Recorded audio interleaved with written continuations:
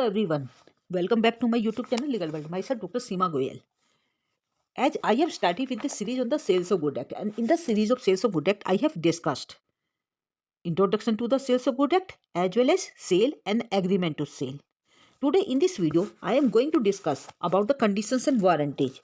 As we know, every contract of sale is likely to contain number of terms as well as conditions, which are material to the nature and quality of the goods and their fitnesses for the buyer's purpose.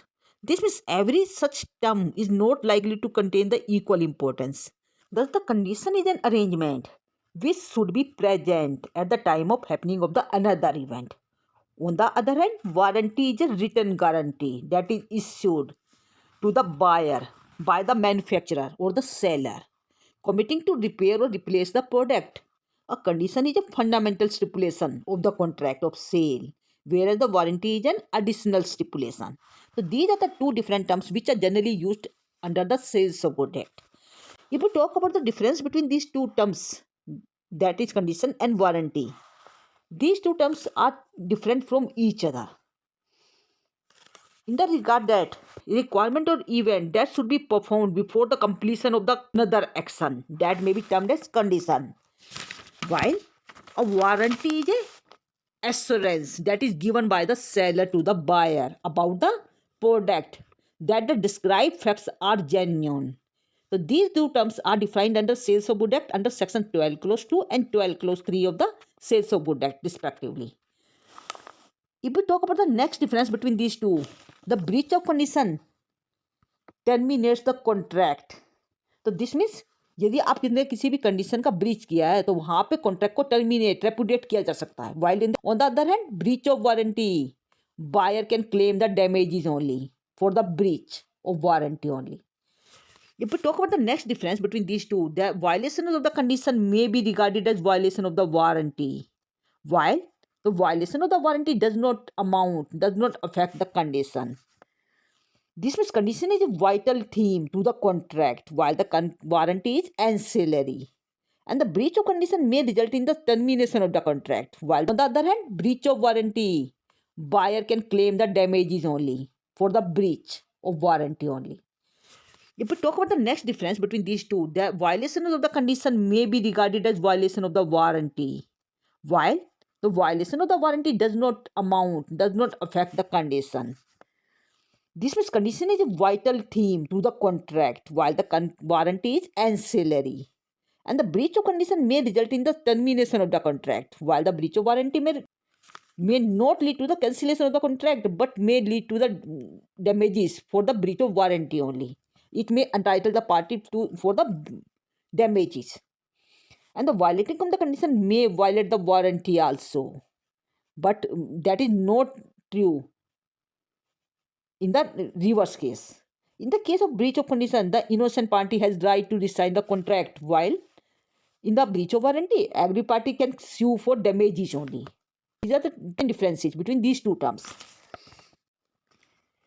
If we talk about the condition, that is the arrangement which should be present at the time of happening of another event, while the warranty is a written guarantee that is issued to the buyer by the manufacturer or the seller, committing to repair or replace the product. This means a condition is a fundamental stipulation or condition of the contract of sale, whereas the warranty is an additional stipulation. If we talk about the difference between these two, that is condition and warranty, first difference is regarding their meaning. A requirement or event that should be performed before the completion of that another action, that is known as condition, that is essential to the main purpose of the contract, that is called condition. But on the other hand, a warranty is an assurance that is given by the seller to the buyer about the state of product that prescribe facts which are genuine. If we talk about the definition of the condition, that contains the terms, obligations and provisions which are imposed by the buyer and the seller while entering into the contract of sale. This means this needs to be satisfied, which are the commonly known as conditions. In the contract of sale, there are two types of conditions. One is implied condition, another is express condition. If we talk about the term express condition are the conditions which are clearly defined and agreed upon between the parties. जैसे कि मैंने आपको बताया, जब हम condition की बात करते हैं, that is also known as stipulation, that is the synonym word. साधारणतः विक्रेता वस्तु के विक्रय से पहले वस्तु के संबंध में कुछ बातें बताता है।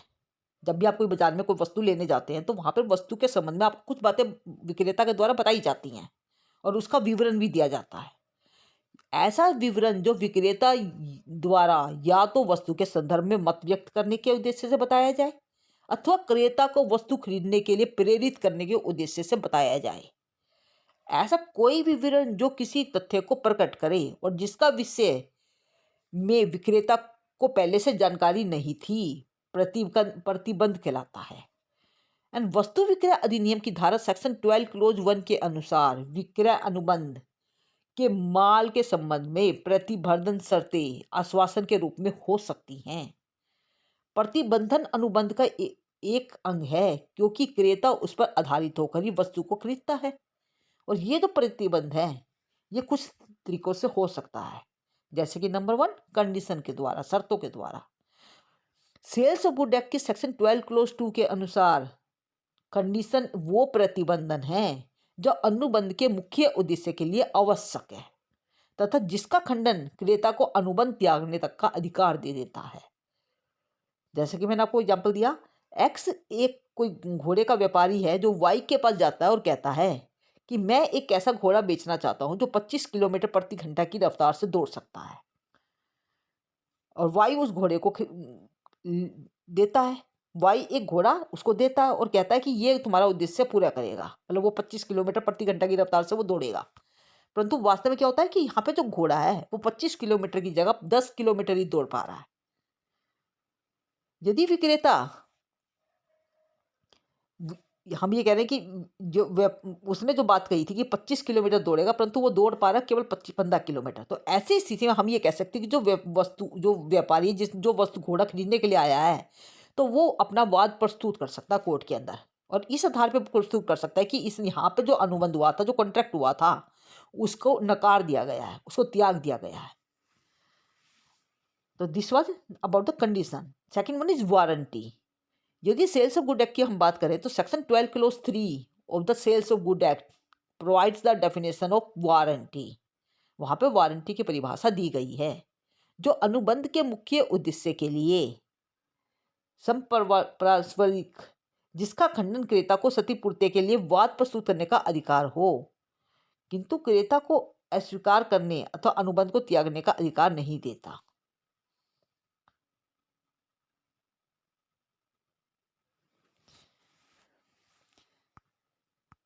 उदाहरण के लिए एक्स वाई को मान के चलो, एक्स ने वाई को अपनी एक मोटरसाइकिल बेची और मोटरसाइकिल बेचते हुए वो ये कहता है कि जो ये मोटरसाइकिल है ये 1 लीटर पेट्रोल में 40 किलोमीटर चल सकती है।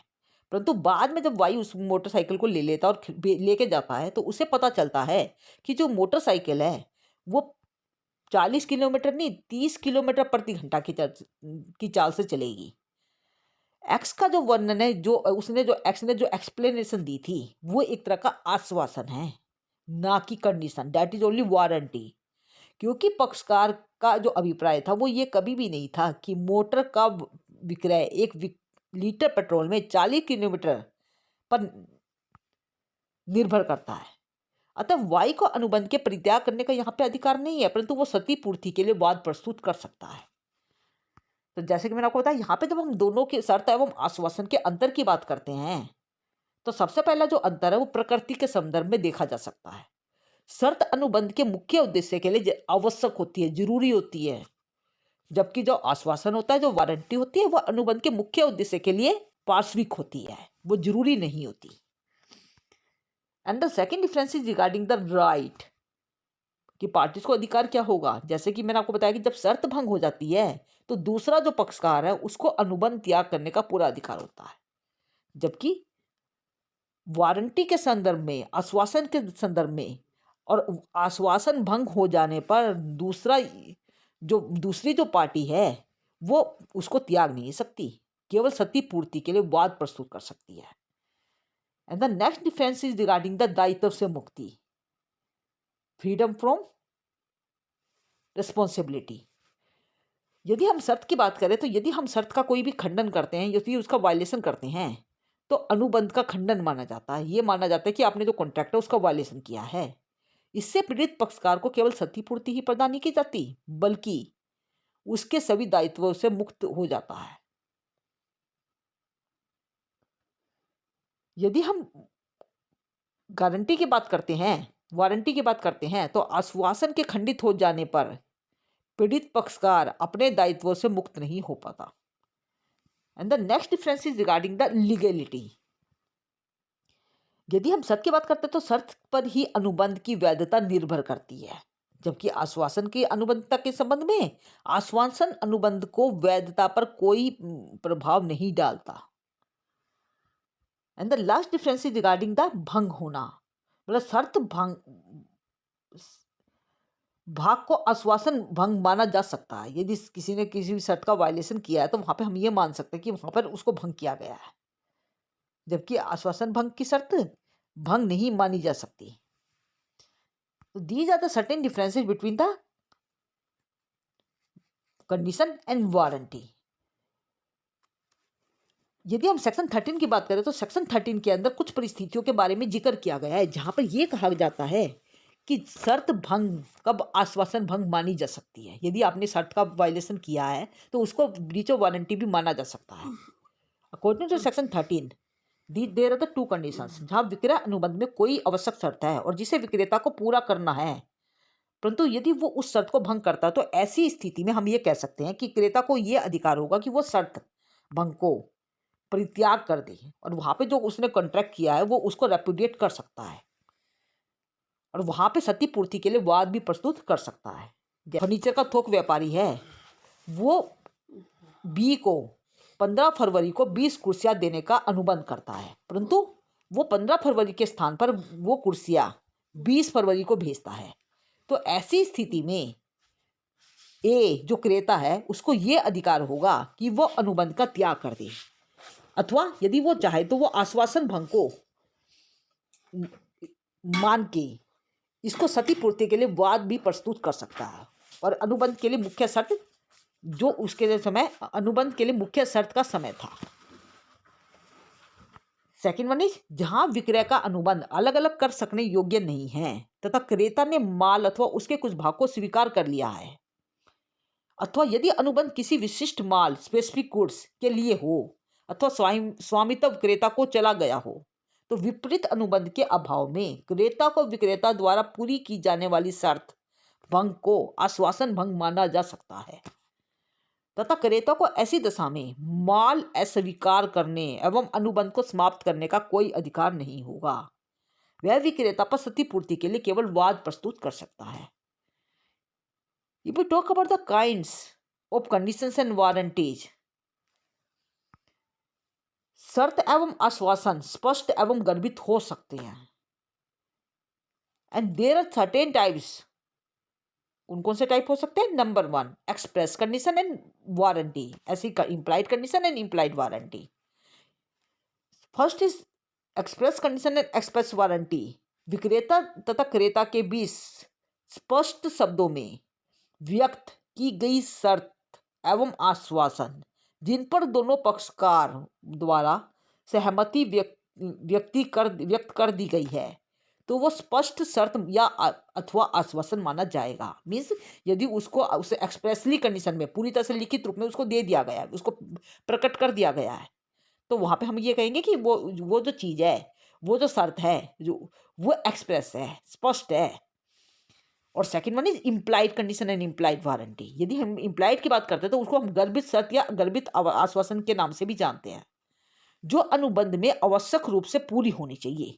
यदि पक्षकारों ने इसके विरुद्ध कोई स्पष्ट समझौता नहीं किया है, मतलब वहां पे कोई एक्सप्रेस समझौता नहीं हुआ, एक्सप्रेस कॉन्ट्रैक्ट नहीं हुआ है, तो ऐसी स्थिति में समझौता करते समय इन्हें स्पष्ट किया जाना आवश्यक नहीं है तथा इन्हें समझौते द्वारा समाप्त भी किया जा सकता है तथा परिवर्तित भी किया जा सकता है। यदि हम बात करते हैं इम्प्लाइड कंडीशन की, तो इम्प्लाइड कंडीशन के अंदर वस्तु विक्रय अनुबंध में कुछ गर्भित शर्तें होती हैं, जैसे कि आप कह सकते हैं कि condition regarding the title, condition as to title, माल के स्वत्व अधिकार संबंधी शर्तें, सेक्शन 14 के अनुसार प्रत्येक विक्रय अनुबंध में जब तक अनुबंध की परिस्थिति से कोई विपरीत आशय प्रकट ना हो, यह एक गर्भित शर्त रहती है कि विक्रय की दशा में विक्रेता को वस्तु बेचने का अधिकार प्राप्त है तथा विक्रेता विक्रय के समझौते की दशा में स्वामित्व हस्तांतरण के समय उसे बेचने का अधिकार होगा। उदाहरण स्वरूप हम ले सकते हैं कि बी ने ए से एक मोटरसाइकिल खरीदी और कुछ समय तक वो प्रयोग करने के पश्चात उसने मोटर वास्तविक स्वामी को लौटानी पड़ी। क्यों लौटानी पड़ी? क्योंकि जो मोटरसाइकिल थी जो उसने बेची थी वो चोरी की थी। यहाँ पर ए ने अधिकार संबंधी शर्त का खंडन किया है, अतः ए बी मोटर का मूल्य ए से प्राप्त करने का अधिकारी होगा। Second is regarding the sale by description, means according to section 15 यदि माल का विक्रय वर्णन के आधार पे हुआ है, उसको कुछ डिस्क्राइब किया गया माल के संबंध में, तो वो जो माल वो खरीदेगा, जो भी वो गुड खरीदेगा, उस वर्णन से मेल रखते हुए होने चाहिए। जब कोई व्यक्ति आपको किसी माल के संबंध में बताता है कि वो माल ऐसा है, तो उसके संबंध में जो भी बात वो वर्णन कर रहा है उसके अनुरूप वो माल होना चाहिए। यदि माल ऐसे विवरण से मेल नहीं खाता, वो उसके अनुरूप नहीं है, तो क्रेता को अनुबंध समाप्त करने का अधिकार होता है और वो वस्तु की कीमत और क्षतिपूर्ति विक्रेता से पाने का अधिकारी होगा। इसके लिए उदाहरण बता सकते हैं कि एक्स ने वाई को एक पुरानी मशीन यह कहकर बेच दी कि जो मशीन है वो बिल्कुल नई है और वो बहुत अच्छी चलती है। वाई ने उस मशीन को कभी नहीं देखा था और ये वर्णन द्वारा विक्रय है माना जाएगा, वर्णन द्वारा क्या हुआ विक्रय माना जाएगा। यदि मशीन पुरानी निकलती है तो इसे शर्त का भंग कहा जाएगा और वाई उसे अस्वीकार कर सकता है। And the third is condition regarding the quality of fitness.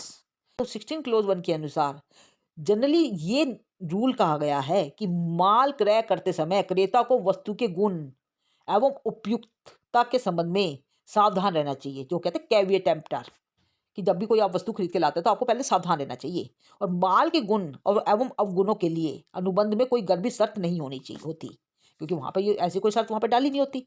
परंतु यदि क्रेता स्पष्ट एवं गर्भित रूप से विक्रेता को ये विशेष आशय के लिए जिसके लिए वस्तु के लिए आवश्यक है, तो यदि वो वस्तु के संबंध में कुछ बातें उसे बताता है और ये प्रकट होता है कि वो जो विक्रेता है उस पर वो भरोसा करता है, मतलब जो बातें वो बता रहा है उस पर वो भरोसा करता है और वो माल ऐसा है जो विक्रेता द्वारा सामान्य रूप से बेचा जाता है, तो यहाँ पे ये एक तरह की गर्भित शर्त मानी जाएगी, इंप्लाइड कंडीशन मानी जाएगी और माल उस आशय के लिए यथोचित उसी तरफ से उचित माना जाएगा और उपयुक्त होना चाहिए। Next is condition regarding the मर्केंटेबिलिटी of the goods. Section 16 close 2 के अनुसार जहां माल वर्णन के आधार पर किसी ऐसे विक्रेता से खरीदा जाए जो उसी प्रकार का माल बेचता है, जो ऐसी दशा में यह गर्भित शर्त रहती है कि माल व्यापार योग्य होगा।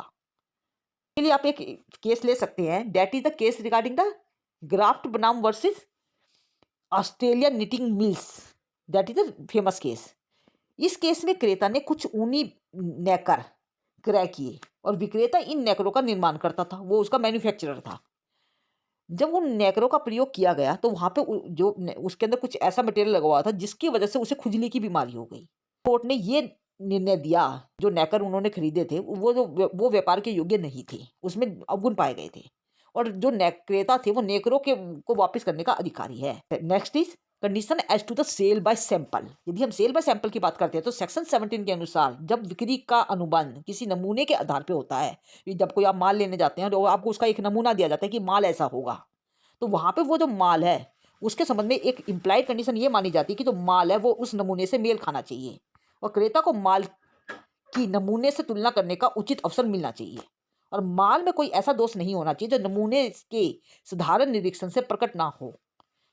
उदाहरण के लिए एक कपड़े के एक नमूने के परीक्षण के आधार पर बी को 2 थान भेजता है और माल आ जाने पर यह पता लगता है कि माल दीमक द्वारा खराब किया हुआ है, तो ये जो दोष है वह नमूने से प्रकट नहीं होता, अतः ए माल को अस्वीकार कर सकता है, तो वहां पे वो स्वीकार करने के लिए बाध्य नहीं होगा। Next is regarding the implied warranty. यदि इम्प्लाइड वारंटी की बात करते हैं तो वस्तु विक्रय अनुबंध में कुछ इम्प्लाइड वारंटीज भी देखने को मिलती है, जैसे कि माल पर शांतिपूर्ण अधिकार एवं उपयोग के संबंध में, as to the quiet possession and enjoyment of the course that is described in the section 14 clause B.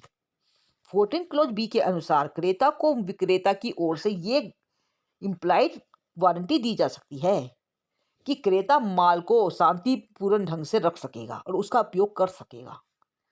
And the next warranty में B regarding the that is against the encumbrance of the goods, माल के भार से मुक्त होने के संबंध में। According to section 14 clause C, विक्रय के अनुबंध में किसी और विपरीत आशय के अभाव में गर्भित आश्वासन ये रहता है कि माल तीसरे पक्ष के ऐसे भार से मुक्त होगा जो अनुबंध करते समय या उसके पहले कभी घोषित नहीं किया गया अथवा क्रेता को ज्ञान नहीं था। And the next warranty is regarding the fitness of the goods. Section 16 close 3 के अनुसार किसी विशेष आशय के लिए किस्म एवं उपयुक्तता के संबंध में व्यापार की रीति, उसका जो तरीका है, उसके अनुसार एक इम्प्लाइड वारंटी हो सकती है। नेक्स्ट वारंटी में भी regarding the purity of the goods. व्यवहार चिन्ह लगा होने पर क्रेता को यह गर्भित आश्वासन रहता है, एक इम्प्लाइड वारंटी रहती है कि जो व्यापार है वो असली है और माल शुद्ध है। एंड द लास्ट वारंटी में भी regarding the particular care, means खतरनाक माल के विक्रेता का ये कर्तव्य है कि वो माल के क्रेता को सावधान कर दे कि और ये बता दे कि वस्तुओं को विशेष सावधानी की आवश्यकता है। जब भी वो उन्हें बरते तो वो विशेष सावधानी बरतें, क्योंकि उसके अंदर वो जो माल है वो एक तरह के खतरनाक किस्म का है, उसको उस खतरे से अवगत कराया जाना जरूरी है। तो these are the certain warranties which में कैन बी इम्प्लाइड, जिसको हम समझ सकते हैं कि वहाँ पे जो इम्प्लाइड वारंटी है वो उस प्रोडक्ट के संबंध में दी गई है। So this was all about the condition as well as warranty. And if you have any doubt, then you must put down in the comment section. And don't forget to like, share and subscribe this channel for the further update. Thank you.